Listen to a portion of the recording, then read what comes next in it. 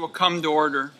Today, the Finance Committee meets to discuss the horrific abuses and neglect of children at too many residential treatment facilities, places that say they provide behavioral health care to vulnerable kids, but often leave them harmed and more traumatized than they started off.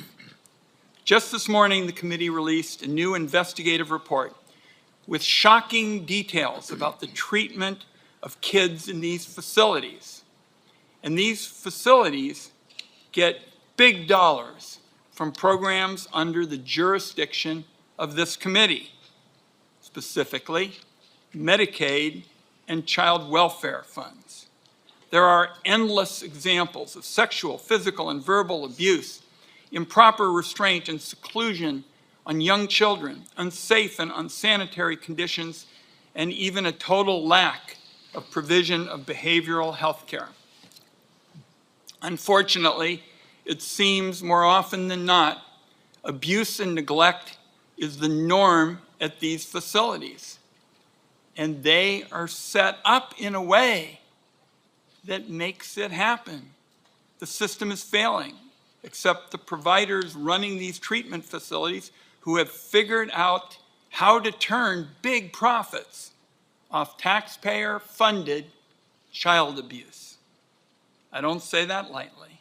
Our staff spent several years looking at the biggest companies in the industry: Universal Health Services, Acadia Healthcare, Devereux Advanced Behavioral Health, and Vivant Behavioral Health.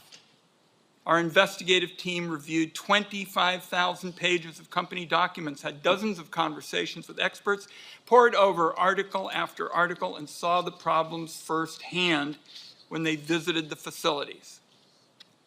Overwhelmingly, it's clear that the operating model for these facilities is to warehouse as many kids as possible while keeping costs low in order to maximize profit. That means intentional understaffing with persons who have zero experience or qualifications to provide the care these children need. As Jay Ripley, the co-founder of Vivant and two other companies once remarked, and I quote now, "You can make money in this business if you control staffing." It also means facility conditions that are often unsanitary and dangerous. Facilities that feel more like a prison than a safe place to help a child get through a difficult time. In these conditions, children can't get the care they need, like high quality and individualized treatment. As if profiting off rampant abuse and neglect of our kids, most vulnerable kids, wasn't bad enough, these facilities rely on enormous amounts of federal funds.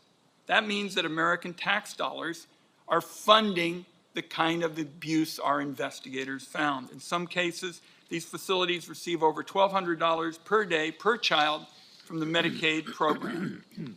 The experiences and trauma these kids are left with reads like something from a horror novel.